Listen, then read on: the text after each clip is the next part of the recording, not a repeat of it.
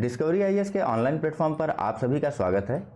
Discovery IAS के द्वारा आप लोगों के लिए आप लोगों की सिविल सेवा की परीक्षा के लिए PYQ सीरीज चलाई जा रही है, जहां पर हमारी बात फिलहाल हो रही है भारतीय राज व्यवस्था या फिर पॉलिटी के सब्जेक्ट के बारे में। ऑलरेडी जो है हमने पॉलिटी के 3 चैप्टर्स को कंप्लीट कर लिया है, जिसमें हमने 1773 से लेकर के 1947 के भारतीय स्वतंत्रता अधिनियम को देखा।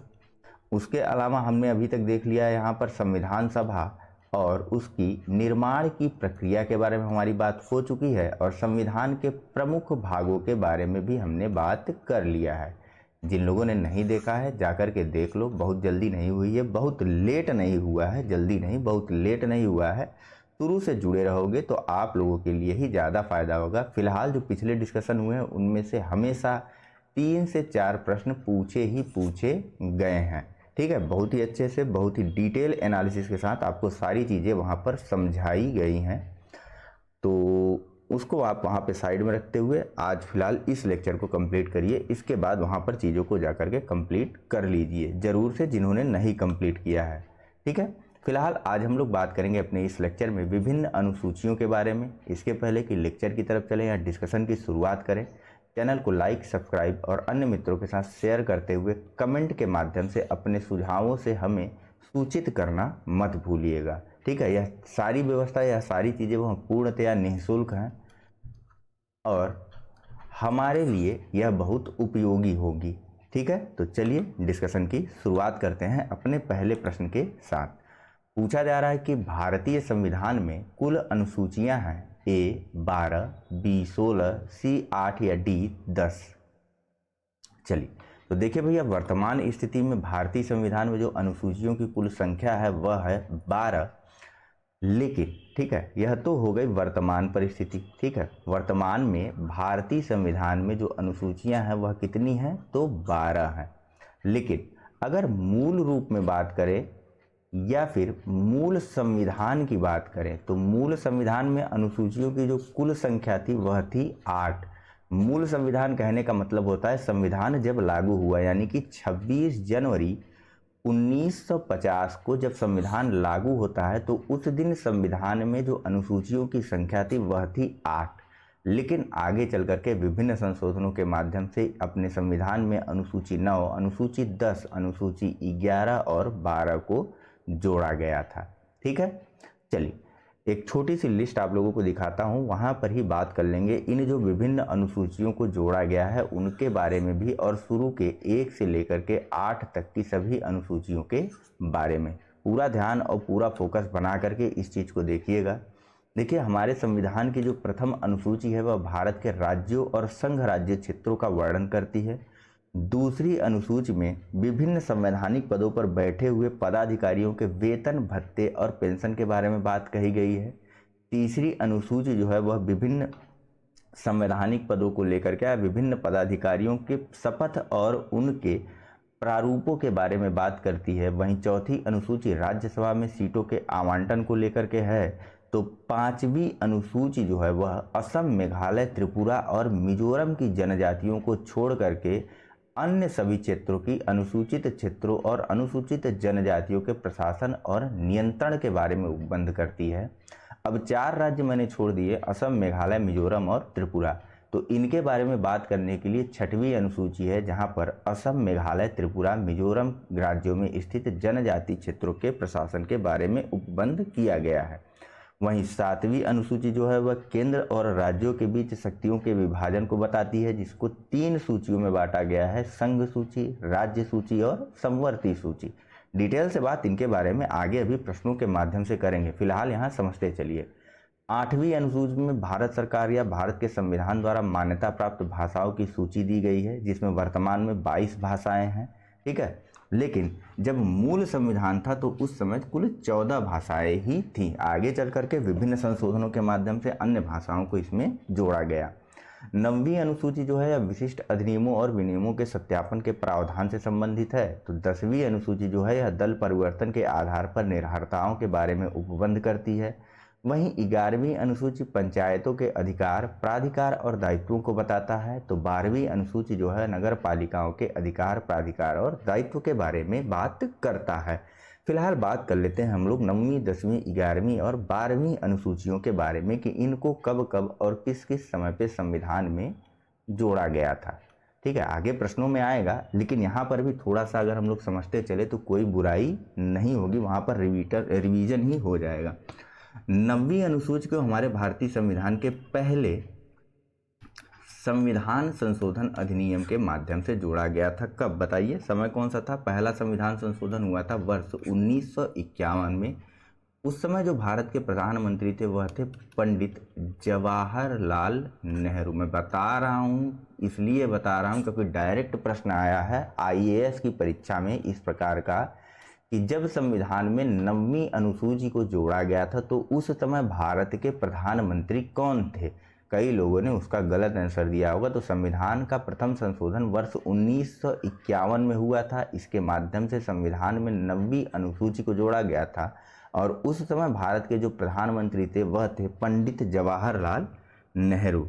ठीक है, वर्तमान उस समय दरअसल हुआ क्या था कि भूमि सुधारों को लेकर के बात चल रही थी, लेकिन जो संपत्ति का अधिकार था ना वह रुकावट डाल रहा था भूमि सुधारों को लेकर के। इसीलिए संविधान में यह प्रथम संशोधन किया गया और भूमि को इसमें या भूमि सुधारों को इस सूची में शामिल करते हुए एक आर्टिकल 31A और 31B को जोड़ा गया था।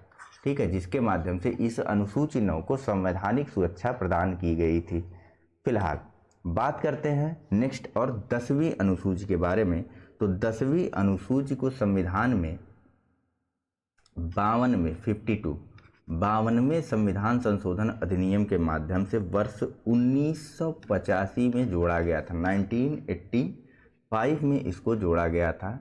क्या था यह? तो दल परिवर्तन के आधार पर निरर्हताओं के बारे में बात करता था। दरअसल आप अगर 1985 के इतिहास को देखेंगे तो वहाँ पर देखेंगे कि कुछ लोग इधर चले जा रहे हैं, कुछ लोग उधर चले जा रहे हैं, कभी किसी की सरकार बन जा रही, कभी किसी की सरकार बन जा रही। तो इसी व्यवस्था में इसी चीज़ को सुधार करने के लिए यह संशोधन जो है वह लाया गया था। ठीक है, आगे चल करके इसमें संशोधन भी किया गया था। इस 10वीं अनुसूची में कब किया गया था, कब नहीं किया गया था और क्या संशोधन किया गया था, इसके बारे में अभी प्रश्न के माध्यम से बात करते हैं। वहीं 11वीं अनुसूची को संविधान में 73वें संविधान संशोधन अधिनियम के माध्यम से वर्ष 1992 में जोड़ा गया था, जिसमें पंचायतों के बारे में बात कही गई थी। वहीं 74वें संविधान संशोधन के माध्यम से वर्ष 1992 में ही 12वीं अनुसूची को संविधान में जोड़ा गया था। ठीक है, 8वीं अनुसूची को मैंने छोड़ा हुआ था, उसके लिए आप लोगों को एक अलग से और इमेज दिखाता हूँ, इसको थोड़ा सा ध्यान में रखिएगा। यहाँ पर भी कुछ न कुछ चीज़ें अगर ऐड हुई हैं उसको भी जानना जरूरी है। ठीक है, तो 8वीं अनुसूची जहाँ पर भाषाओं के बारे में बात की गई है, किसके बारे में बात की गई 8वीं अनुसूची में? विभिन्न भाषाओं के बारे में, विभिन्न मान्यता प्राप्त भाषाओं के बारे में यहाँ पर बात कही गई है। तो मूल रूप से जब 8वीं अनुसूची को संविधान में शामिल किया गया था उस समय हमारे संविधान में कुल जो 14 भाषाएं थी उनको ही मान्यता प्रदान की गई थी। लेकिन आगे चल करके विभिन्न क्षेत्रों द्वारा विभिन्न प्रकार की मांगे करते हुए अपनी अपनी भाषाओं को मान्यता प्रदान करवाने का प्रयास किया गया था। और कहीं ना कहीं या कुछ न कुछ क्षेत्र जो है, कुछ न कुछ लोग जब सफल होते गए, यानी कि उनकी भाषाओं को मान्यता दिया जाने लगा, उसी के लिए संशोधन जो है वह करते निरंतर जो है वह संशोधन की प्रक्रिया जो है वह चलती रही, करते रहे या क्या कहते हैं वो लोग, जबरदस्ती फोर्सफुली करवाते रहे, मतलब दबाव बना करके संविधान में विभिन्न भाषाओं को मान्यता दिलवाई जाती रही। उसी को हमें यहाँ पढ़ना है। ठीक है, तो सबसे पहले यहाँ पर 14 भाषाओं को तो आप छोड़ दीजिए शुरू की, यह मूल रूप से संविधान में उपलब्ध थी। बात करते हैं 15, 16, 17, 18, 19, 20, 21 और 22वें भाषाओं के बारे में। तो ठीक है, चलिए बात कर लेते हैं। सबसे पहले बात करते हैं इस सिंधी यानी कि 15 नंबर की भाषा को, इसको संविधान में 21वें संविधान संशोधन के माध्यम से, ठीक है, 21वें संविधान संशोधन के माध्यम से वर्ष 1967 या 1967 में जोड़ा गया था। उसके बाद कोंकणी, मणिपुरी और नेपाली इन तीन भाषाओं को 71वें संविधान संशोधन अधिनियम के माध्यम से वर्ष 1992 में जोड़ा गया। उसके बाद 19, 20, 21, 22 डोंगरी, मैथिली, बोडो और संथाली इन 4 भाषाओं को हमारे संविधान की 8वीं अनुसूची में 92वें संविधान संशोधन के माध्यम से 2003 में जोड़ा गया था। ठीक है, 92वां संविधान संशोधन वर्ष 2003 में किया गया था और 2004 से ये भाषाएं शामिल हो गई थी। ठीक, चलिए बात करें, सारी चीज़ें याद रहेंगी। स्क्रीनशॉट एक लेते चला करिए इन सब चीज़ों के बारे में, इंपॉर्टेंट है, फैक्ट है, भूलना नहीं चाहिए। डायरेक्ट प्रश्न कई बार आए हैं, अभी भी जो हम प्रश्न यह देख रहे हैं जो संविधान की सूचियों से संबंधित या कुल कितनी अनुसूचियां, यह जो प्रश्न देख रहे हैं यह एमपीपीसीएस के पूर्व की परीक्षा का प्रश्न है। ठीक है, फिलहाल नेक्स्ट और अगले प्रश्न पे चलते हैं। यहाँ पूछा जा रहा है कि निम्नलिखित कथनों पर विचार करो। भारत के संविधान में 20 भाग हैं। भारत के संविधान में कुल 390 अनुच्छेद हैं। भारत के संविधान में 9वीं, 11वीं और 12वीं अनुसूचियों को संविधान संशोधन अधिनियम के द्वारा जोड़ा गया है। उपरोक्त कथनों में से कौन सा सही आपको बताना है। ऑप्शन है 1 और 2, बी केवल 2, सी केवल 3, डी 1, 2 और 3। अभी हमने देखा कि हमारे संविधान में, देखिए पिछले चैप्टर्स में हमने डिस्कस कर लिया है ऑलरेडी। बहुत आसान प्रश्न है आप सभी के लिए। भारत के संविधान में कुल कितने भाग हैं हमने देखा है, 22 भाग हैं। वर्तमान स्थिति के अनुसार या मूल रूप से भी संविधान में कुल कितने अनुच्छेद थे, 395, 395। ठीक है, हो जाता है बोलने के फ्लो में। वहीं अगर काउंटिंग के बेस पे देखें या गणना के आधार पे देखें, जब क, ख, ग, घ ये सब देखेंगे तो वर्तमान में कितने हैं संविधान में, 465 अनुच्छेद हो गए हैं लगभग। ठीक है, बैठ करके गिन लीजिएगा किसी दिन फुर्सत से। तो फिलहाल इसको साइड में रखिए। वर्तमान में भारतीय संविधान में जो कुल अनुच्छेद हैं उनकी संख्या 395 है। 9वीं अनुसूची को पहले संविधान संशोधन वर्ष 1951 के माध्यम से जोड़ा गया।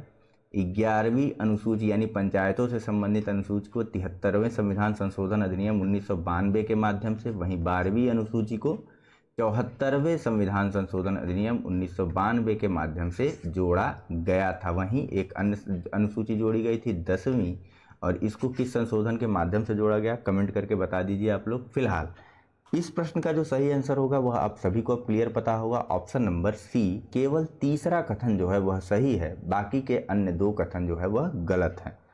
नेक्स्ट और अगला प्रश्न देखते हैं। पूछा जा रहा है कि भारतीय संविधान की निम्न दी गई अनुसूचियों में से कौन सी एक राज्यों के नामों की सूची तथा उनके राज्य क्षेत्रों का ब्यौरा देती है। ए पहली, बी दूसरी, सी तीसरी या डी चौथी। चलिए, तो जो सही आंसर है वह कौन सा होगा बताइए। ऑप्शन नंबर ए, पहली अनुसूची जो है वह राज्यों और संघ राज्य क्षेत्रों से संबंधित है। वहाँ पर इनके क्षेत्रों और इनके नामों के बारे में बात कही गई है। वहीं अगर बात करें, हम लोग पेन ले लेते हैं, वहीं अगर बात करें, देखिए रटा दूंगा प्रश्नों के माध्यम से ही, बिल्कुल फोकस बना के चलिएगा आप लोग। वहीं अगर हम लोग बात करें दूसरी अनुसूची में क्या है, तो दूसरी अनुसूची में जो है संवैधानिक जो अधिकारी या जो संवैधानिक पदाधिकारी हैं उनके वेतन, भत्तों और पेंशन के बारे में बात करता है। जबकि तीसरी अनुसूची में क्या है, तीसरी अनुसूची जो है वह शपथ से संबंधित है। और चौथी अनुसूची किस चीज़ से संबंधित है, तो राज्यसभा में सीटों का आवंटन किस प्रकार से होगा, राज्यसभा में सीटों का आवंटन किस प्रकार से होगा, इससे संबंधित है यह चौथी अनुसूची। ठीक, पहली राज्यों और संघ राज्य क्षेत्रों के क्षेत्रों और मतलब उनके एरिया और उनके नाम से संबंधित है। जैसे देखिए क्षेत्रों और क्षेत्रों में कई लोग कंफ्यूज हो जाते हैं, जो बिगनर्स हैं, जो शुरुआत कर रहे हैं, उनके लिए बता दूं कि भैया मेरे, बाबू मेरे, देखो यह हो गया अपना भारत। अब यह हो गया दिल्ली, यह हो गया उत्तर प्रदेश, यह हो गया मध्य प्रदेश, यह हो गया झारखंड, यह हो गया छत्तीसगढ़। अब छत्तीसगढ़ का क्षेत्र इतना ही होगा, राज्य मध्य प्रदेश, उत्तर प्रदेश का इतना, उत्तर प्रदेश का इतना, दिल्ली का इतना, यह निर्धारित या यह बात कही गई है पहली अनुसूची में। और दिल्ली का नाम दिल्ली होगा, उत्तर प्रदेश का नाम उत्तर प्रदेश होगा, मध्य प्रदेश का नाम मध्य प्रदेश होगा। यह सारी चीज़ें, यह सारी व्यवस्था जो है वह कही गई है पहली अनुसूची में। ठीक है। इसमें किसी भी प्रकार का एरिया, नाम या किसी भी अन्य प्रकार का यदि परिवर्तन होता है तो पहली अनुसूची में संशोधन जो है वह अनिवार्य हो जाता है। ठीक है, चलिए नेक्स्ट और अगला प्रश्न देखते हैं। भारत के संविधान की चौथी अनुसूची विवेचित करती है ए राज्यसभा में स्थानों के आवंटन को, बी राजनीतिक दल बदल को, सी पंचायत व्यवस्था को, या डी भाषाओं को। आसान है, ऑप्शन नंबर ए इसका सही है। अभी अभी हमारी बात इसके संबंध में हुई है। ठीक है, वहीं अगर बात करें अन्य विकल्पों को लेकर के कि यह किन किन सूचियों से संबंधित है, तो ऑप्शन नंबर बी को आप देखिए, राजनीतिक दल बदल को 10वीं अनुसूची में जो है बताया गया है। कब जोड़ा गया था बताइए? 1985। किस संशोधन के माध्यम से? 52वें संविधान संशोधन अधिनियम के माध्यम से इसको जो है जोड़ा गया था। वहीं पंचायत व्यवस्था जो है किसमें है? तो 73वें संविधान संशोधन अधिनियम के माध्यम से 95वें पंचायत व्यवस्था को जो है शामिल किया गया था। किस अनुसूची के तहत? 11वीं अनुसूची के तहत। और भाषाओं से संबंधित कौन सी अनुसूची है? 8वीं अनुसूची है, जिसमें मान्यता प्राप्त भाषाओं की वर्तमान में संख्या 22 है। मूल संविधान में कितनी थी? तो मूल संविधान में 14 थी। ठीक है, सारी चीज़ें प्रैक्टिस करते चलिए, याद करते चलिए, एकदम रट जाएगा यहीं पे आपको। नेक्स्ट है कि भारतीय संविधान की तृतीय अनुसूची निम्न में से क्या उपबंधित करती है? पहला, संघ के मंत्री के लिए पद के शपथ का प्रारूप। दूसरा, उच्चतम न्यायालय के मुख्य न्यायाधीश द्वारा ली जाने वाली शपथ का प्रारूप। तीसरा, भारत के राष्ट्रपति के लिए पद के शपथ का प्रारूप। चौथा, संसद के सदस्य द्वारा ली जाने वाली शपथ का प्रारूप। ऑप्शन है आपके पास ए 1 2 3, बी 2 3 4, सी 1 2 4, या डी 1 2 3 4। जिन्होंने जरा सा भी संविधान को देखा और पढ़ा है, राष्ट्रपति के बारे में पढ़ा है, उनके लिए बहुत ही आसान होगा यह प्रश्न। ठीक है, चलिए फिलहाल इसका जो सही आंसर है वह है ऑप्शन नंबर सी 1 2 और 4। देखिए, राष्ट्रपति के लिए शपथ का प्रारूप अलग व्यवस्था है। कैसे बताइए? आप जब राष्ट्रपति के बारे में पढ़ते हैं तो अनुच्छेद 60 वहाँ पर पढ़ते हैं, आर्टिकल नंबर 60 वहाँ पर पढ़ते हैं, जिसमें राष्ट्रपति अपना शपथ किस प्रकार से और किस रूप में लेगा यह व्यवस्था वहाँ दी गई है। वहीं अगर थोड़ी सी बात कर लें, देखिए कभी भी पूछा जा सकता है तो इसको याद कर लीजिए आप लोग। तीसरी अनुसूची में किसके किसके शपथ के बारे में बात कही गई है? सबसे पहले बात की गई है तीसरी अनुसूची में जो संघ का मंत्री होगा उसके शपथ के बारे में, उसके शपथ के प्रतिरूप के बारे में बात की गई है, क्योंकि यह प्रश्न जो है वह 2017 में आया हुआ है। ठीक है, नेक्स्ट, संसद के निर्वाचन के लिए अभ्यर्थी, जो लोग संसद का निर्वाचन के लिए चुनाव लड़ने जा रहे हैं, संसद के निर्वाचन के लिए अभ्यर्थी हैं अभी, ठीक है, हमारे और आपकी तरह, इनका भी शपथ कहाँ बताया गया है? संविधान के तीसरी अनुसूची में। उसके अलावा संविधान की तीसरी अनुसूची में संसद के सदस्यों के शपथ के बारे में भी बात की गई है, सदस्यों के भी शपथ के बारे में बात की गई है। कहाँ पर? तीसरी अनुसूची में। उसके अलावा इसके और शपथ के बारे में बात की गई है। तो जो हाई कोर्ट के जो न्यायाधीश होंगे या जो सुप्रीम कोर्ट के जो न्यायाधीश होंगे, इनके भी शपथ के प्रारूपों के बारे में बात की गई है।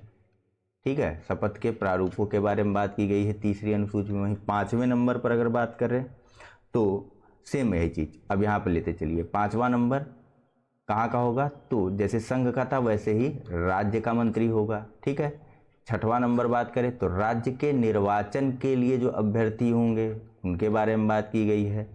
7वां नंबर तो राज्यसभा के, यानी राज्यसभा कह रहा हूँ सॉरी, राज्य विधानमंडल के सदस्यों के शपथ के बारे में बात की गई है।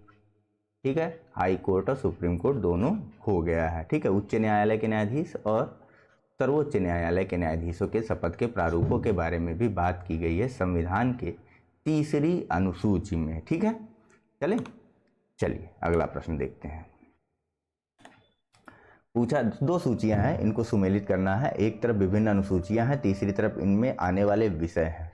ए चतुर्थ, बी पहला भूमि सुधार, बी षष्टम, दूसरा भाषा, सी अष्टम राज्यसभा, डी नवम जनजातीय क्षेत्र, चौथी, छठवीं, 8वीं और 9वीं सूची की है। ठीक है, ए 1 2 3 4, बी 2 3 4 1, सी 3 4 2 1, या डी 4 2 1 3। तैयारी जब कर रहा था तो एक बार ऐसी चीज़ें आई थी, तो एक मित्र थे हमारे, वह आ गए मेरे पास कि भैया यह क्या है, चतुर्थ षष्टम पंचम अष्टम नवम दसम, ये क्या हो गया, ये क्या बला है। ठीक है, तो काफ़ी जो है हम लोगों ने उस चीज़ को एंजॉय किया था, काफ़ी उनका मजाक किया, उपहास उड़ाया गया था, हंसी ली गई थी पूरे हॉस्टल में। फिलहाल चतुर्थ को आप लोगों को दिक्कत ना हो, आप लोगों को इस प्रकार का उपहास ना झेलना पड़े, इसलिए मैंने बता दिया कि जो चतुर्थ है उसे 4 बोलते हैं, षष्टम को 6 बोलते हैं, अष्टम को 8 बोलते हैं, नवम को 10 बोलते हैं। ठीक है, नवम को 9 बोलते हैं। लीजिए आप लोग भी मेरी हंसी ले लेंगे, नवम को 9 बोलते हैं। ठीक है, नववीं अनुसूची। फिलहाल जो सही आंसर है उसके बारे में बात कर लेते हैं। जो सही आंसर है इसका वह है ऑप्शन नंबर सी, 3 4 2 1। कई बार आप लोगों को बताया गया कि चौथी अनुसूची जो है वह राज्यसभा में सीटों के आवंटन को लेकर के संबंधित है, यानी कि ए का 3। ठीक है, छठवीं अनुसूची जो है वह AMTM शॉर्टकट है, याद रखिएगा। असम, मेघालय, त्रिपुरा, मिजोरम, मणिपुर पे मत जाइएगा, थोड़ा सा मैप अगर आप निकाल करके देख लेंगे तो कंफ्यूजन दूर हो जाएगी। ठीक है, AMTM। ठीक, असम, मेघालय, त्रिपुरा, मिजोरम, मणिपुर नहीं। असम, मेघालय, त्रिपुरा, मिजोरम के बाद के जनजाति क्षेत्रों या जनजाति क्षेत्रों के प्रशासन के संबंध में बात की गई है छठवीं अनुसूची में। ठीक है, तो कहाँ के जनजाति क्षेत्रों के बारे में, तो बी का 4। ऐसे आप कॉपी में भी लिखते चलिएगा, वहाँ पर जो आपको जो है पेपर मिलेगा ना, वहाँ पर नोट डाउन करते चलिएगा, रफ्स वाली साइड में, आपका आसान हो जाएगा प्रश्न करना। वहीं पर 8वीं अनुसूची में किसके बारे में बात की गई है, भाषाओं के बारे में। वर्तमान में मान्यता प्राप्त भाषाओं की संख्या कितनी है, तो यह है 22। ठीक है, यानी कि सी का हो जाएगा 2। ठीक है, और सबसे अंत में 9वीं अनुसूची में भूमि सुधारों के बारे में बात करने के लिए ही तो 9वीं अनुसूची आई थी और इसको संवैधानिक सुरक्षा प्रदान की गई थी, यानी कि डी का 1, 3 4 2 1, यानी कि ऑप्शन नंबर सी जो है वह सही है हमारा। ठीक, नेक्स्ट और अगला प्रश्न देखें हम लोग।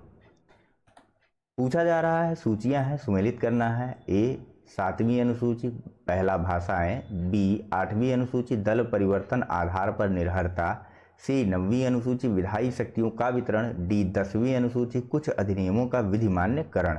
ऑप्शन है ए 3 1 2 4, बी 2 3 4 1, सी 3 1 4 2 या डी 4 2 1 3। चलिए करते हैं, खुद से करते हैं। ठीक है, पेन ले लेता हूं मैं, आप लोग भी पेन ले लीजिए और खुद से करते हैं। 7वीं अनुसूची, मैंने बताया ना, केंद्र और राज्यों के मध्य शक्तियों का विभाजन इसमें किया गया था या शक्तियों का वितरण किया गया था 3 सूचियों के माध्यम से, संघ सूची, राज्य सूची और समवर्ती सूची। तो 7वीं सूची किसके बारे में है, विधायी शक्तियों के वितरण के बारे में बात करता है। ए लिख देते हैं, ए का हो जाएगा 3। 8वीं अनुसूची अभी अभी हमने देखा भाषाओं को लेकर के है, जिसमें वर्तमान में 22 भाषाएं मान्यता प्राप्त हैं, तो बी का हो जाएगा 1। 9वीं अनुसूची जो है यह कुछ अधिनियमों के विधिमान्यीकरण को लेकर के संबंधित है, आया ही था भूमि सुधार को लेकर के, लेकिन वर्तमान में करीब करीब 262 अधिनियम इसके अंतर्गत हैं। सी का हो जाएगा 9वीं अनुसूची का हो जाएगा ऑप्शन नंबर 4। और सबसे अंत में 10वीं अनुसूची, जिसको संशोधन करके 1950 में जोड़ा गया था दल परिवर्तन के लिए। ठीक है, तो यह क्या हो जाएगा, डी का 2। 3 4 1 2 देख लीजिए कहाँ है, ऑप्शन नंबर सी में है। देख लेते हैं हमारा आंसर सही है कि नहीं सही है, गलत हो ही नहीं सकता, ऑप्शन नंबर सी जो है वह सही है। नेक्स्ट और अगला प्रश्न फिर से करने का प्रयास करेंगे हम लोग। किस प्रधानमंत्री के कार्यकाल के दौरान भारत के संविधान में 9वीं अनुसूची को पुनः स्थापित या पूर्व स्थापित किया गया था। ए Jawaharlal Nehru, B Lal Bahadur Shastri, D C Indira Gandhi या डी मोरारजी देसाई। इसके बारे में पहले ही बात हो चुकी है। ठीक है, ऑप्शन नंबर है इसका ए जवाहरलाल नेहरू। कब आई थी यह 9वीं अनुसूची, कब जोड़ी गई थी, तो 9वीं अनुसूची जो है वह आपकी जोड़ी गई थी पहले संविधान संशोधन अधिनियम 1951 के माध्यम से। उद्देश्य क्या था, तो भूमि सुधार से संबंधित कानूनों को बचाया जाना। ठीक है, और इसी संशोधन के माध्यम से आर्टिकल 31B को भी संविधान में जोड़ा गया था, जो कि सुरक्षा प्रदान कर रहा था इस अनुसूची को। ठीक है, पहली अनुसूची को। नेक्स्ट, निम्नलिखित कथनों पर विचार कीजिए। पहला, भारत की संसद किसी कानून विशेष को भारत के संविधान की 9वीं अनुसूची में डाल सकती है। दूसरा, 9वीं अनुसूची में डाले गए किसी कानून की वैधता का परीक्षण किसी न्यायालय के द्वारा नहीं किया जा सकता एवं उसके ऊपर कोई निर्णय भी नहीं किया जा सकता है। ऑप्शन है आपके पास ए केवल एक, बी केवल दो, सी एक और दो दोनों, या डी न तो एक न तो दो। फिर से यह प्रश्न यूपीएससी में पूछा गया 2018 के पेपर में। चलिए, जो सही आंसर है ना वह है ऑप्शन नंबर ए, केवल एक। शुरुआत की व्यवस्था थी है कि किसी भी तरीके के कानून को जो है, किसी भी तरीके का न्यायालय जो है वह इस पे अधिकार नहीं रखता है। लेकिन पेन कहाँ गई मेरी, ये है, ठीक है। हुआ क्या था, हमने देखा था एक संवैधानिक संशोधन हुआ था, ठीक है। एक बहुत ही महत्वपूर्ण केस है केशवानंद भारती का। कब का केस था? 1973 का केशवानंद भारती का केस था, जहां पर मूल ढांचे को लेकर के बात की गई थी। यह सारी व्यवस्था चलती आ रही थी, ठीक है। 9वीं अनुसूची को कहीं जो है चुनौती नहीं दी जा सकती, यह बातें संसद बार बार कहती जा रही थी। लेकिन आगे चल करके जब केशवानंद भारती का वाद आता है, इस पर निर्णय हो जाता है, इसके बाद भी स्थिति जो है वह अस्पष्ट हो जाती कि क्या अब सुप्रीम कोर्ट को अधिकार मिल गया या क्या अब न्यायालय को यह अधिकार मिल गया कि वह 9वीं अनुसूची का भी पुनर्विलोकन या फिर जुडिशियल रिव्यू कर सकती है, ठीक है। एक बिल्कुल अस्पष्ट व्यवस्था थी, यह चली आ रही थी। इसी अस्पष्ट व्यवस्था को वर्ष 2007 में IR कोहेलो, ठीक है, लहो, आधा ल है और हो है, ठीक है, IR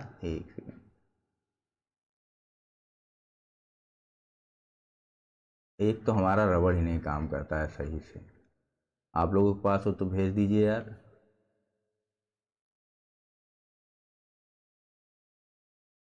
ठीक है, तो IR लहो, ठीक है, नाम इंपॉर्टेंट है इसलिए मैंने मिटा करके फिर से लिखा है, वर्सेस तमिलनाडु, ठीक है। IR को 2007 के IR कोहेलो वर्सेस तमिलनाडु राज्य के मामले में सुप्रीम कोर्ट ने, यह संविधान की पीठ ने यह निर्णय देते हुए स्पष्ट किया कि संसद की 9वीं अनुसूची, जो कि 9वीं अनुसूची में विधि विशेष को प्रविष्ट करने की शक्ति तो प्रदान की गई है, लेकिन यह न्यायिक पुनर्विलोकन के बाहर नहीं है, पुनर्विलोकन के बाहर नहीं है, ठीक है। यदि, ठीक है, कंडीशन है, न्यायिक समीक्षा या न्यायिक पुनर्विलोकन के बाहर नहीं है, इसका पुनर्विलोकन या इसकी न्यायिक समीक्षा की जा सकती है यदि वे संविधान में प्रतिबिंबित अनुच्छेद 21, ध्यान दीजिएगा, 14 या 19 का किसी भी प्रकार से उल्लंघन करते हैं। या फिर इसको हम लोग इस तरीके से समझ सकते हैं कि संविधान की अनुसूची 9 का जो है वह न्यायिक पुनर्विलोकन किया जा सकता है अनुच्छेद 14, 19, 21 के आधार पर, ठीक है। चलिए, यानी कि मूल ढांचे का अगर कहीं से भी उल्लंघन करते हुए समझ में आता है कोई भी कानून, देखिए कि हुआ क्या था ना, बहुत ज़्यादा अव्यवस्था फैला दी थी संसद ने। किया क्या था, देखिए ऐसे आरोप नहीं लगाना है ना, आपको कहीं लिखना है इस प्रकार से। किया क्या, शुरुआत में तो सिर्फ भूमि सुधारों के लिए यह नियम आया था, यह अनुसूची आई थी, लेकिन आगे चल करके जिस भी कानून को, जिस भी चीज़ को न्यायिक पुनर्विलोकन या न्यायिक समीक्षा से सुरक्षा प्रदान करनी थी, न्यायालयों से बाहर रखना था, न्यायिक अधिकारिता से बाहर रखना था, उसके संबंध में कानून बनाया, उसको उठाया 9वीं अनुसूची में डाल दी और फिर सुप्रीम कोर्ट को सीधे सीधे कह दिया भैया आपकी तो अधिकारिता ही नहीं है, यहाँ पर आपकी अधिकारिता से बाहर है, आप इसका जो है न्यायिक पुनर्विलोकन कर ही नहीं सकते हैं। अब ऐसे करते करते यहाँ पर कानूनों की संख्या जो है वह निरंतर बढ़ती गई। एक अधिनियम के लिए बना अधिनियम जो है, सूची जो है, वहाँ पर 262, 270, 260 अधिनियम चले आए हैं, ठीक है। वर्तमान में लगभग यहाँ पर जो है 282 कानून आ गए, ठीक है, मतलब हद हो गई। तब सुप्रीम कोर्ट ने यह डिसीजन दिया कि भैया 2007 के IR कोहेलो में यह बात कही या यह चीज़ बताई कि भैया सुनो, हमने जो है ऑलरेडी 1973 में एक डिसीजन दिया है केशवानंद भारती में मूल ढांचे का, अगर वहाँ पे या उस स्ट्रक्चर में किसी भी प्रकार का कोई भी दिक्कत या कोई भी परेशानी आती है ना, तो आप कोई भी नियम कानून बना लीजिए, हम जो है उसके संबंध में कानून बना ही सकते हैं, ठीक है, या हम उसका जुडिशियल रिव्यू है उसके बेस पर हम उस कानून का जो है जुडिशियल रिव्यू है उसमें किसी भी प्रकार का परिवर्तन करने के लिए स्वतंत्र हैं, यदि कोई भी चीज़ मूल ढांचे के अगेंस्ट में जाती है। इसी तरीके से 9वीं अनुसूची की न्यायिक समीक्षा जो है वह इस प्रकार से की जा सकेगी कि वे जो है अनुच्छेद 21, 14, 19 में प्रतिबिंबित संविधान के मूल ढांचे का उल्लंघन करते हुए यदि प्रतीत होते हैं, ठीक है। अनुच्छेद 19 अभिव्यक्ति की आजादी, अनुच्छेद 14 जो है क्या कहते हैं विधि के समक्ष समानता, और अनुच्छेद 21 प्राण एवं दैहिक स्वतंत्रता के बारे में प्रावधान करता है। अगर इन बेसिक चीज़ों का भी आप उल्लंघन कर देंगे तो भैया हम तो उनका न्यायिक पुनर्विलोकन करेंगे ही करेंगे, यह चीज़ आप ध्यान में रखिए, ठीक है। 2007 के आई.आर. कोएल्हो के बाद में यह बात कही गई थी, आई.आर. कोएल्हो वर्सेस तमिलनाडु के बारे में यह चीज़, यह तमिलनाडु के बाद यह व्यवस्था स्पष्ट रूप से कर दी गई थी, ठीक है। चलिए नेक्स्ट देखते हैं, समय ज़्यादा ले लिया हमने इस प्रश्न पर। पहला है संघीय सूची, दूसरा है राज्य सूची, तीसरा समवर्ती सूची। इधर प्रविष्टियां हैं 97, 47, 66। ऑप्शन है A B C, B C A C B, C A B, या डी सी बी ए, या फिर उपरोक्त में से कोई नहीं, या उपरोक्त में से एक से अधिक।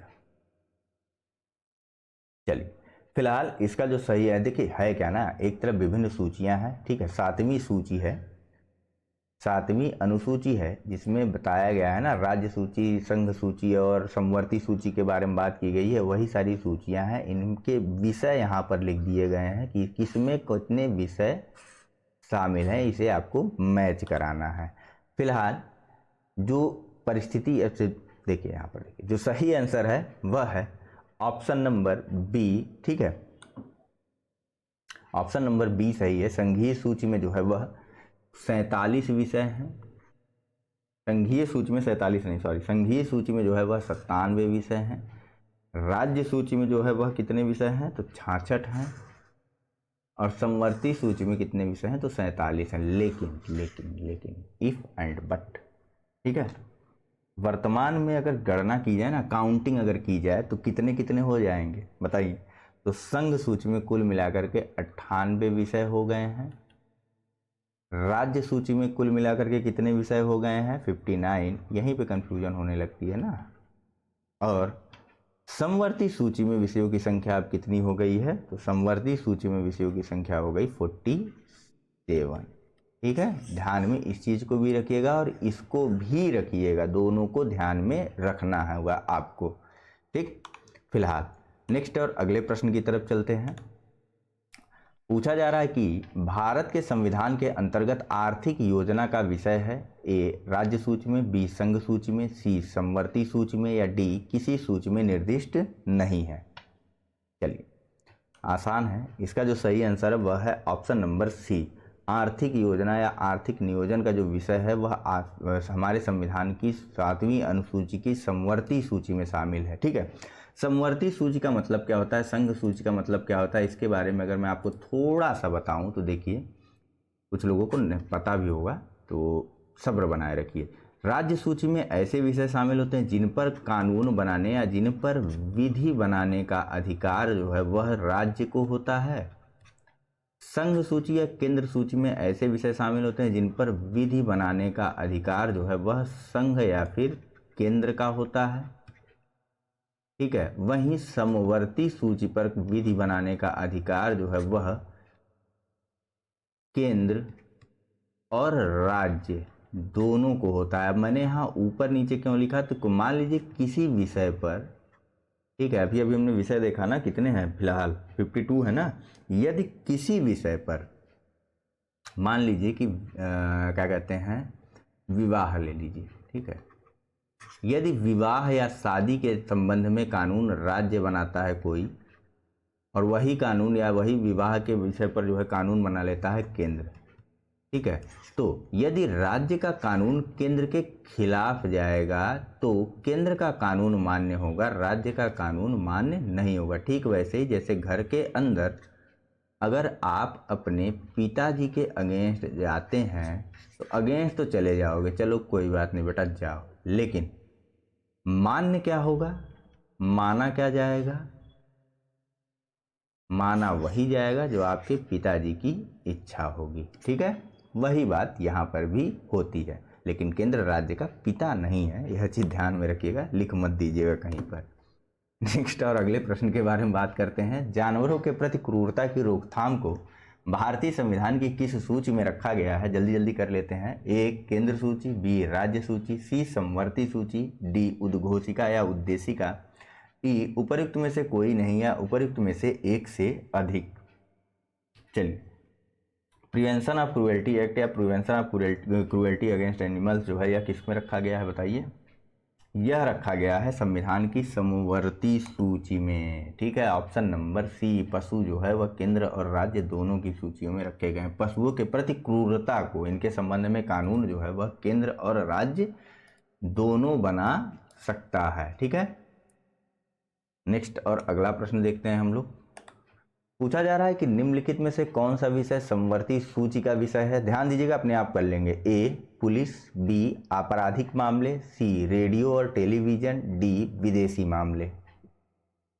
चलिए, जो सही आंसर है वह है ऑप्शन नंबर बी, आपराधिक मामलों के संबंध में कानून जो है वह केंद्र और राज्य दोनों अलग अलग बना सकते हैं, जबकि रेडियो और टेलीविजन जैसे विषय जो है यह संघ सूची के हैं। ठीक है, संचार या फिर विदेश मामले ऐसे कह लीजिए, संचार और विदेश यह सभी संघ सूची के विषय हैं। वहीं पुलिस, चाहे कारागार पुलिस हो, रेलवे पुलिस हो या फिर ग्रामीण पुलिस हो, कोई भी या किसी भी तरीके की पुलिस हो, वह जो है राज्य सूची के अंतर्गत आती है। ध्यान में बनाए रखिएगा। ठीक है, नेक्स्ट पूछा जा रहा है कि निम्नलिखित में से कौन सी मद भारत के संविधान के समवर्ती सूची में है? ए जनसंख्या नियंत्रण और परिवार नियोजन, बी लोक स्वास्थ्य और स्वच्छता, सी प्रति व्यक्ति कर या डी निखात निधि ट्रेजर अकाउंट। आसान है, सोचिए थोड़ा सा। समवर्ती सूची के बारे में बात हो रही, कौन सी हो सकती है? किसके बारे में दोनों कानून बना सकते हैं? जनसंख्या नियंत्रण और परिवार नियोजन के बारे में दोनों ही कानून बना सकते हैं, चाहे केंद्र हो या फिर राज्य हो। ठीक है, वहीं पर लोक स्वास्थ्य हो गया या फिर स्वच्छता हो गई तो राज्य के अंदर होगी, राज्य के संबंध में होगा। प्रति व्यक्ति कर हो गया या निखात निधि हो गई, यह भी राज्य के संबंध में है, तो यह भी राज्य सूची का विषय जो है वह होती है। ठीक है, नेक्स्ट ध्यान करते चलिएगा, बोर मत होइएगा, थकिएगा मत, लाइक करते चलिएगा, सब्सक्राइब करते चलिएगा, शेयर करते चलिएगा और कमेंट जरूर करिएगा। निम्नलिखित में से कौन सा सही सुमेलित नहीं है पूछा जा रहा है? ए सार्वजनिक स्वास्थ्य एवं स्वच्छता राज्य सूची, जनगणना संघ सूची, राज्यसभा में सीटों का बंटवारा द्वितीय अनुसूची, दल बदल विरोध 10वीं अनुसूची। बताइए कौन सा सही सुमेलित नहीं है? चलिए, तो जो सही आंसर है, जो सही सुमेलित नहीं है वह कौन सा है? वह है राज्यसभा में सीटों का बंटवारा। द्वितीय अनुसूची में क्या व्यवस्था थी बताया गया था आपको, बताइए जरा। तो दूसरी अनुसूची जो है वह किस बारे में बात करती है? तो दूसरी अनुसूची बात करती है संवैधानिक पदाधिकारियों के वेतन, पेंशन और उनके भत्ते के बारे में बात करती है। ठीक है, कौन सी अनुसूची? दूसरी अनुसूची। राज्यसभा में सीटों के बंटवारे के संबंध में कौन सी अनुसूची है? तो यह है चौथी अनुसूची या 4वीं अनुसूची लिख दिया मैंने। ठीक है, बाकी अन्य सभी सही सुमेलित हैं। दल बदल विरोध के संबंध में 10वीं अनुसूची है, जिसको 52वें संविधान संशोधन अधिनियम 1985 के माध्यम से हमारे संविधान में शामिल किया गया। जनगणना जो है वह संघ का विषय है या संघ सूची का विषय है, और सार्वजनिक स्वास्थ्य एवं स्वच्छता अभी हमने देखा यह राज्य सूची का विषय है। नेक्स्ट और अगला प्रश्न देखते हैं।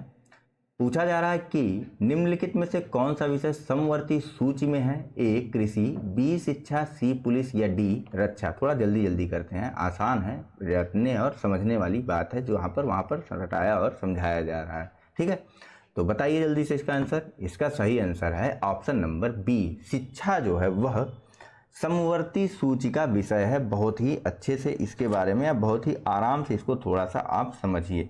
ठीक है, प्रारंभ में देखिए शिक्षा जो है ना वह संघ सूची का विषय नहीं होती, ना ही वह समवर्ती सूची का विषय थी। शिक्षा जो है वह प्रारंभ में राज्य सूची का विषय थी, लेकिन बाद में इस चीज़ को और सोचा और समझा गया कि भैया शिक्षा तो संघ के लिए भी उतना ही जरूरी जितना राज्य के लिए। तो 42वां संविधान संशोधन जब हो रहा था ना, जिसको मिनी संविधान भी कहा जाता है, संविधान के लगभग हर भाग में इसे संविधान संशोधन किया गया था, ठीक है, मिनी संविधान भी कहा जाता है इसको, ठीक है।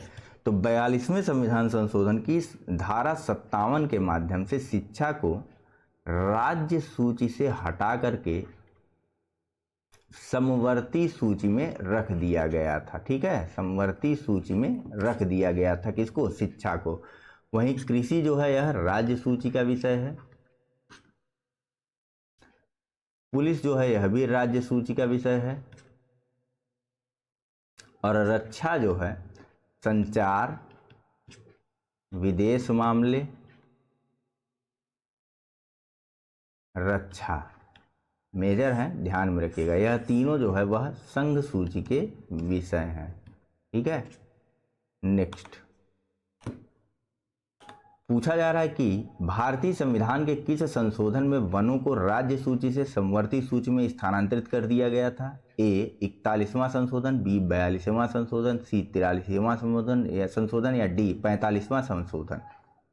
वही मिनी संविधान के माध्यम से वन को जो है राज्य सूची से हटा करके समवर्ती सूची में डाल दिया गया था, ठीक है। कब, 42वां संविधान संशोधन 1976। दो चीज़ों को हटाया गया, शिक्षा और वन को हटा करके समवर्ती सूची में डाल दिया गया था। कहाँ से हटा करके, तो राज्य सूची से हटा करके, ठीक। नेक्स्ट, एक सेकंड,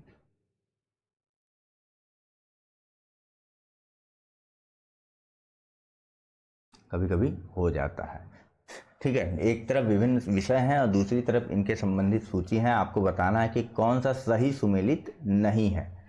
ए है वन समवर्ती सूची, बी है शेयर बाजार समवर्ती सूची, सी है डाकघर बचत बैंक संघीय सूची, डी है जन स्वास्थ्य राज्य सूची। चलिए बताइए कौन सा जो है वह सही सुमेलित नहीं है। चलिए देखिए, शेयर बाजार जो है ना वह संघ सूची का विषय है, न कि समवर्ती सूची का। बाकी अन्य जो है वह सभी सही सुमेलित हैं, ठीक। चलिए, वन जो है यह समवर्ती सूची का विषय है, डाकघर बचत बैंक जो है यह संघीय सूची का है, जन स्वास्थ्य जो है यह राज्य सूची का विषय है। नेक्स्ट है सूचियां हैं, इनको जो है सामने वाली सूची से सुमेलित करना है। ए केंद्र सूची, पहला पुलिस और सार्वजनिक व्यवस्था, बी राज्य सूची अंतरिक्ष अनुसंधान, सी समवर्ती सूची, तीसरा जनगणना, डी अवशिष्ट विषय, चौथा जनसंख्या नियंत्रण और परिवार नियोजन। ऑप्शन है ए 3-1-4-2, बी 2-3-1-4, सी 1-2-3-4 या डी 4-1-2-3। चलिए करते हैं इसको और समझते हैं इसको। देखिए सबसे पहले पॉइंट ए डालते हैं, ठीक है। ए को डाला, अब देखते हैं ए की तरफ, पेन का कलर भी चेंज हो गया, ठीक है। देखिए ए केंद्र सूची में क्या आता है, मैंने बताया, बताइए। केंद्र सूची में आता है जनगणना, आपको अभी अभी बताया गया कुछ देर पहले, तो ए का हो जाएगा 3। राज्य सूची में क्या आएगा, पुलिस और सार्वजनिक व्यवस्था। यहाँ से देखने पे यही लग रहा है ना फिलहाल पहली नज़र में, ठीक है। राज्य सूची में क्या आएगा, पुलिस और सार्वजनिक व्यवस्था, यानी कि बी का हो जाएगा क्या, बताइए 1।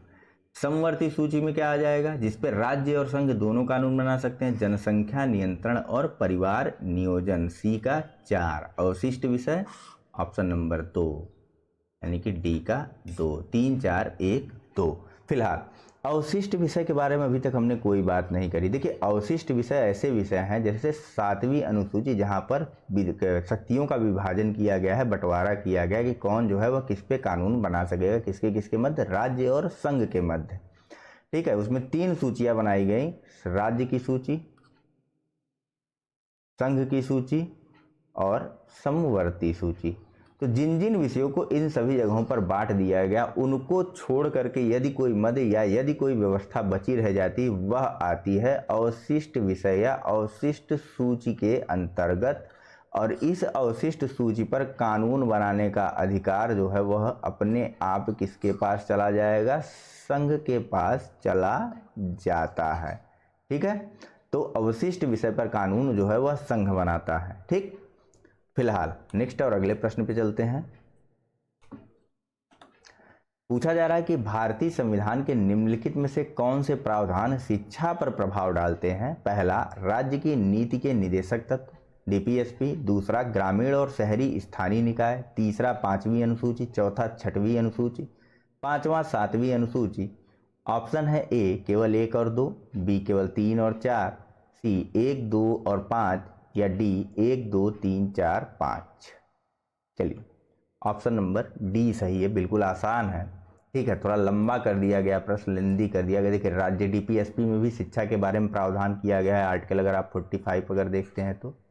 ठीक है, ग्रामीण और शहरी स्थानीय निकाय यानी कि जब पंचायत और नगर पालिकाएं होती हैं, इनको भी शिक्षा के संबंध में अधिकार दिया गया है। वहीं 5वीं अनुसूची जनजाति क्षेत्र के प्रशासन के संबंध में जो है एएमटीएम को छोड़ करके, असम, मेघालय, त्रिपुरा, मिजोरम को छोड़ करके वहां पर भी जनजाति बच्चों की शिक्षा के बारे में तो बात कही गई होगी ना, इतना तो बैठ के अंदाजा लगा सकते हैं आप, तो यह भी सही है। अच्छा, 4 राज्य छोड़ दिए गए, असम, मेघालय, त्रिपुरा, मिजोरम, तो यहाँ के बच्चे क्या पढ़ेंगे? नहीं पढ़ेंगे ना, यहाँ के जनजाति क्षेत्र के बच्चे। तो इनके बारे में कहाँ बात की गई है? एएमटीएम के बारे में, तो एएमटीएम के बारे में बात की गई, असम, मेघालय, त्रिपुरा, मिजोरम के बारे में बात की गई 6वीं अनुसूची में, तो यहाँ पर भी शिक्षा के बारे में बात की गई। वहीं 7वीं अनुसूची में शिक्षा को रखा ही गया है डायरेक्ट और सीधे सीधे और स्पष्ट रूप से, कहाँ पर? समवर्ती सूची में रखा गया है। पहले यह कहाँ थी शिक्षा? राज्य सूची में थी। बाद में 42वें संविधान संशोधन अधिनियम के माध्यम से 1976 के बाद से शिक्षा जो है वह राज्य सूची से निकल करके समवर्ती सूची में चली गई थी। ठीक, हो गई सारी चीजें क्लियर। नेक्स्ट, भारत के संविधान की निम्नलिखित में से कौन सी एक अनुसूची में दल बदल विरोधी कानून विषयक प्रावधान है? ए 2री अनुसूची, बी 5वीं अनुसूची, सी 8वीं अनुसूची या डी 10वीं अनुसूची।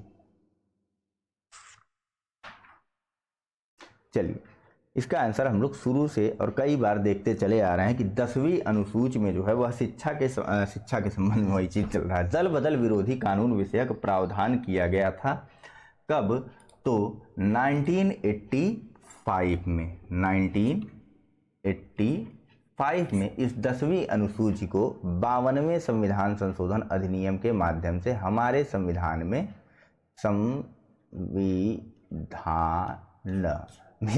जोड़ा गया था। जल्दी जल्दी में कभी कभी हो जाता है। ठीक है, में जोड़ा गया था कौन सी अनुसूची को? तो 10वीं अनुसूची को। इसी 10वीं अनुसूची में 2003 में एक संशोधन भी किया गया था। कौन से संशोधन अधिनियम के माध्यम से? तो 91वें संविधान संशोधन अधिनियम 2003 के माध्यम से 10वीं अनुसूची में एक संशोधन किया गया था, जिसमें दल परिवर्तन के संबंध में तो कुछ व्यवस्थाएं की गई थी, लेकिन इसके साथ साथ मंत्रिमंडल के आकार में भी व्यवस्था के बारे में बात कही गई थी, या मंत्रिपरिषद के आकार को भी निर्धारित करने के, उसके आकार को भी सीमित करने की व्यवस्था की गई थी इस 10वीं अनुसूची में। जब संसद के बारे में पढ़ेंगे तो वहां पर पढ़ेंगे। फिलहाल यह जान लीजिए कि 1985 में 52वें संविधान संशोधन के माध्यम से 10वीं अनुसूची को जोड़ा गया था, जिसमें 91वें संविधान संशोधन 2003 के माध्यम से भी बदलाव किए गए थे। वहीं 2री अनुसूची जो है शपथ के प्रतिज्ञान और स्वरूपों के बारे में बात करती है। 5वीं अनुसूची एएमटीएम, असम, मेघालय, त्रिपुरा, मिजोरम को छोड़ करके अन्य सभी क्षेत्रों के जनजाति क्षेत्रों के प्रशासन के बारे में बात करती है। 8वीं अनुसूची जो है यह 22 भाषाओं से संबंधित है। ठीक है, 22 भाषाओं को मान्यता प्रदान करती है यह 8वीं अनुसूची। नेक्स्ट और अगला प्रश्न पूछा जा रहा है कि भारतीय संविधान की 7वीं अनुसूची के अंतर्गत संघ सूची में निम्नलिखित में से किसका उल्लेख नहीं है? ए बैंकिंग, बी बीमा, सी जनगणना या डी गैस। चलिए, तो भैया बैंकिंग, बीमा, जनगणना जो है यह जो है संघ सूची में आता है, लेकिन गैस जो है यह राज्य सूची का विषय है। लेकिन जबकि इफ बट उत्पाद शुल्क जो गैस पर लगता है ना, वह जो है उत्पाद शुल्क लगाने का प्रावधान जो है, उत्पाद शुल्क का जो विषय है वह संघ सूची का विषय है। ठीक है, चलिए नेक्स्ट छोटा सा है। निम्नलिखित में से कौन सा विषय भारतीय संविधान की संघ सूची से संबंधित नहीं है? ए रक्षा, बी वैदेशिक मामले, सी रेलवे या डी कृषि। कृषि कई बार बात हो चुकी, कृषि जो है वह किस विषय में है? तो कृषि जो है वह राज्य सूची में शामिल विषय है। ठीक है, नेक्स्ट देख लेते हैं। पूछा जा रहा है कि, फिर से मेरी स्लाइड जो है वह बंद होने वाली है। ठीक है, पूछा जा रहा है कि भारतीय संविधान की 7वीं अनुसूची के अंतर्गत राज्य सूची में निम्न में से किसका उल्लेख है? ए शिक्षा, बी विद्युत, सी रेलवे पुलिस या डी वन। ठीक है, बात करते हैं इन सभी के बारे में। देखिए, यह जो है रेलवे पुलिस, कितनी बार आपसे कहा मैंने कि रेलवे पुलिस जो है वह राज्य सूची का विषय है। यहाँ पर तो आप सही कर ले जाएंगे। बाकी अन्य तीनों को भी जान लीजिए कि अन्य तीनों किस किस विषय के हैं। देखिए, शिक्षा और वन को तो जान गया आप। विद्युत भी जो है, यानी कि बिजली भी जो है वह समवर्ती सूची का विषय है। ठीक है, ध्यान में रखिएगा, विद्युत भी जो है वह समवर्ती सूची का विषय है। लेकिन ठीक उसी तरीके से जैसे गैस पे कर लगा, गैस पर उत्पाद शुल्क लगाने का अधिकार जो है केंद्र के पास था, उसी तरह विद्युत के उपभोग और विक्रय पर कर लगाने का जो विषय है वह राज्य सूची का विषय है। ठीक है, नेक्स्ट।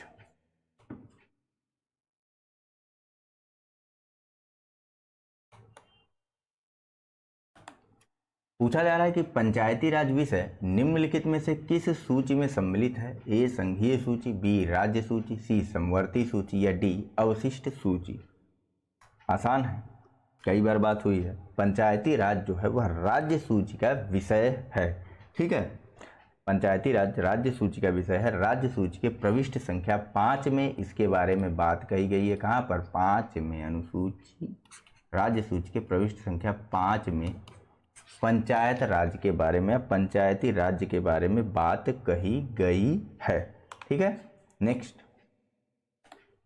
पूछा जा रहा है कि निम्नलिखित में से कौन सा विषय भारतीय संविधान की 7वीं अनुसूची की सूची 3 समवर्ती सूची में शामिल है? ए दंड प्रक्रिया, बी पुलिस, सी कारागार, सी लोक व्यवस्था।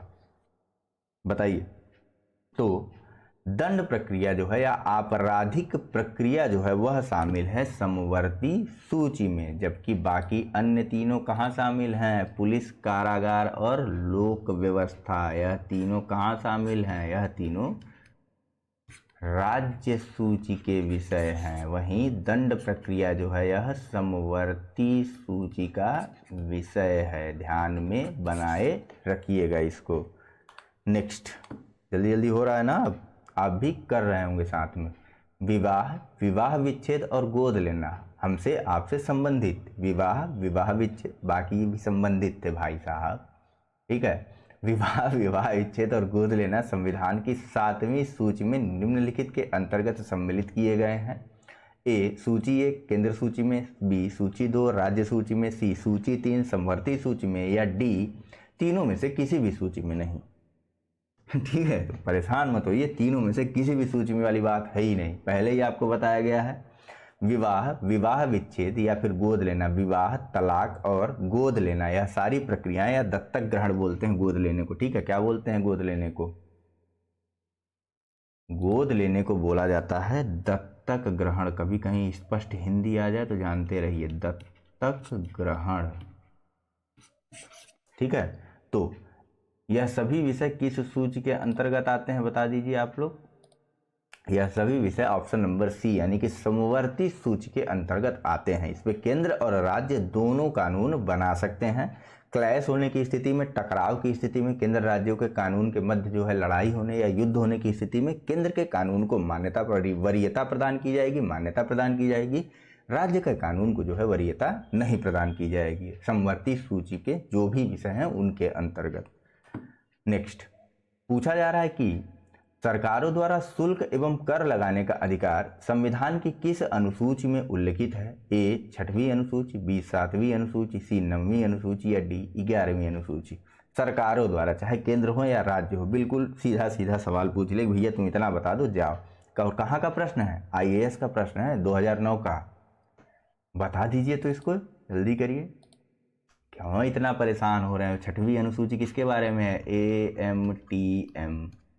AMTM असम मेघालय त्रिपुरा मिजोरम के जनजातीय क्षेत्रों के प्रशासन के संबंध में है। 9वीं अनुसूची जो है दल बदल के संबंध में, दल बदल कह रहा हूँ, 9वीं अनुसूची जो है कुछ अधिनियमों के विधिमान्यकरण से संबंधित है। वहीं 11वीं अनुसूची जो है यह पंचायती राज से संबंधित है। तो बचा कौन सा? 7वीं अनुसूची में विभिन्न प्रकार के विषय हैं, फिर चाहे वह कर हो, शिक्षा हो या फिर कुछ भी हो। तो सरकारों द्वारा कर लगाने की व्यवस्था 7वीं अनुसूची के तहत करी गई है। ठीक है, नेक्स्ट और अगला प्रश्न। आईएएस में इतने अच्छे अच्छे प्रश्न आते हैं, आसान आसान। ठीक है, चलिए अगला प्रश्न देखते हैं।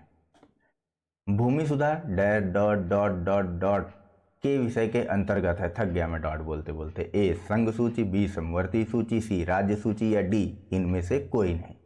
आसान है। भूमि सुधार जो है वह राज्य सूची का विषय है। राज्य सूची के विषय के अंतर्गत ही कानून बनाने के लिए, राज्य भूमि सुधार पर कानून बनाने सके, इसीलिए तो पहला संविधान संशोधन किया गया था वर्ष 1951 में पंडित जवाहरलाल नेहरू ने, और 9वीं अनुसूची को डाला था। कब से चिल्ला रहा हूँ यार, आप लोग सुन ही नहीं रहे हैं। पूछा जा रहा है कि बस खत्म होने वाला है, कंप्लीट होने वाला है ये चैप्टर। ठीक है, परेशान मत होइए इतना। भारत के संविधान के किस अनुसूची के अधीन जनजातीय भूमि का खनन के लिए निजी पक्षकारों को अंतरण, अपकृत और शून्य घोषित किया जा सकता है? ए 3री अनुसूची, बी 5वीं अनुसूची, सी 9वीं अनुसूची या डी 12वीं अनुसूची। बिल्कुल आसान है। फिर से यह प्रश्न पूछा गया है। कब पूछा गया है? आईएएस 2019 का प्रश्न है, प्रीलिम्स की परीक्षा का। फोकस मत छोड़िए, फालतू के प्रश्न नहीं हो रहे हैं, बहुत इंपॉर्टेंट प्रश्न हो रहे हैं। यही सब टेस्ट सीरीज वगैरह ये सब वो सब करवा करके आपसे पैसे वसूली होती है, सब फ्री में दे रहे हैं। करिए, मेहनत करिए आप लोग।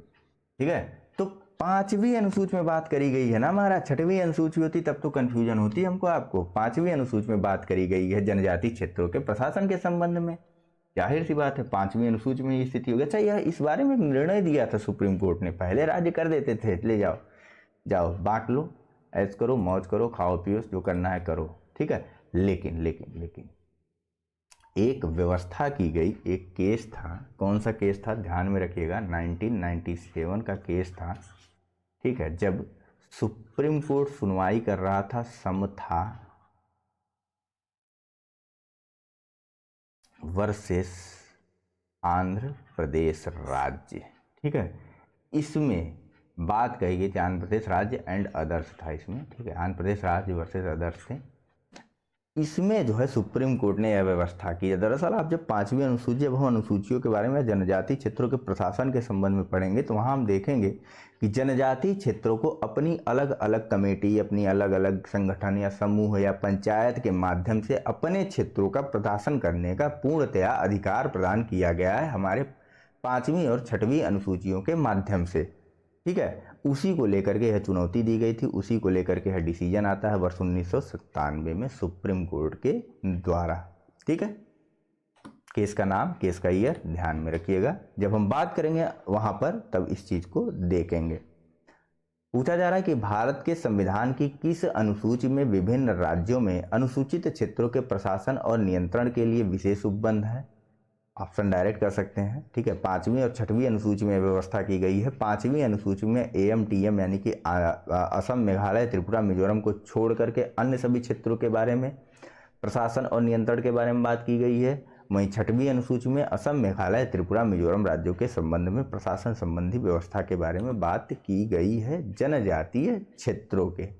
ठीक है, नेक्स्ट, संविधान की 6वीं अनुसूची इनमें से किस राज्य में लागू नहीं होती है? AMTM का फार्मूला याद रखिए, असम मेघालय त्रिपुरा मिजोरम, मणिपुर नहीं है। ठीक है, ऑप्शन नंबर डी सही है। ठीक है, नेक्स्ट, मैप देख लीजिएगा, याद हो जाएगा। सेम प्रश्न है, 6वीं अनुसूची निम्नलिखित जनजातीय क्षेत्रों के प्रशासन से संबंधित है, तो Assam Meghalaya Tripura Mizoram, option number B सही हो जाएगा। इसमें ऑप्शन या विकल्प भी पढ़ने की आवश्यकता नहीं समझ में आ रही। ठीक है, नेक्स्ट, संविधान की 11वीं अनुसूची निम्नलिखित में से किससे संबंधित है? ए नगर पालिका से, बी पंचायती राज से, सी केंद्र राज्य संबंध से या डी भ्रष्टाचार निवारण से? बताओ भैया यार, ये तो नया प्रश्न आ गया, अब क्या करें हम? आप टेंशन में रहे? नहीं यार, पढ़ाया गया है, नया कुछ भी नहीं आएगा। नगर पालिका 12वीं अनुसूची में, पंचायती राज 11वीं अनुसूची में, केंद्र राज्य संबंध बता देना जरा आप लोग, भ्रष्टाचार निवारण जरा आप लोग बता देना किस अनुसूची में, मुझे ध्यान नहीं है, ठीक है, कमेंट करो बता दो। तो ऑप्शन कौन सा सही हो जाएगा? 11वीं अनुसूची पूछ रहा है, ऑप्शन नंबर बी सही है। कब जोड़ा गया था? तो 1992 में जोड़ा गया था। कौन से संविधान संशोधन के माध्यम से जोड़ा गया था? तो 73वें संविधान संशोधन के माध्यम से जोड़ा गया था। 11वीं अनुसूची में कभी कभी पूछ लिया जाता है कितने विषय शामिल हैं, तो 11वीं अनुसूची में जो कानून बनाने का अधिकार दिया गया वह पंचायतों को दिया गया, और पंचायतों को इस संबंध में कितने विषय दिए गए? तो 29 विषय दिए गए जिन पर वह कानून बना सकते थे। वहीं 12वीं अनुसूची में अगर विषयों की संख्या के बारे में बात करें तो 12वीं अनुसूची में कुल कितने विषय थे बताइए? चलिए, यह आप लोगों के लिए प्रश्न है कि नगर पालिका जो है वह कितने विषयों पर कानून बना सकती है। 74वें संविधान संशोधन के अंतर्गत कुल कितने विषय जो है वह शामिल किए गए हैं? कमेंट कीजिएगा, बताएंगे तो गलत सही कुछ भी लिख दीजिए आप लोग, मैं सही कमेंट करके सही आंसर बता दूंगा। नेक्स्ट, खत्म, कंप्लीट, पूरा, ठीक है।